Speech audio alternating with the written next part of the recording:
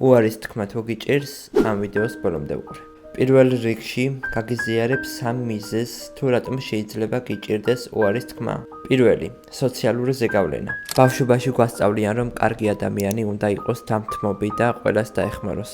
მეორე არის შიში. გვეშინია, რომ უარს თუ ვიტყვით, ვაწყენინებთ ადამიანს. და მესამე, დანაშაულის განცდა. ფიქრობთ, რომ თუ შეგვიძლია დავეხმაროთ, მაგრამ არ ვეხმარებით, ეგოისტები ვართ. სანამ ვიდეოს გავაგრძელებ, უნდა იცოდე, რომ უკვე 53 დღეა, რაც ჩემს გვერდზე ყოველ დღე ახალი ვიდეო იდება. ასე რომ თუ დაინტერესებული ხარ ფსიქოლოგიით, გამომიწერე. რაც შეეხება უარის თქმას, უნდა გაიაზრო, რომ როდესაც ადამიანს უარს ეუბნები, ეს არ დააზიანებს თქვენს ურთიერთობას.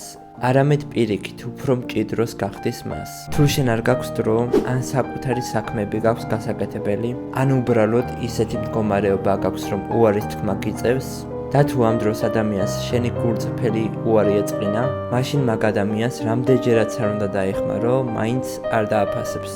გახსოვდეს, რომ უარის თქმით არ ხარ ბოროტი, არ ხარ ეგოისტი. უბრალოდ აფასებ შენს დროს და ენერგიას.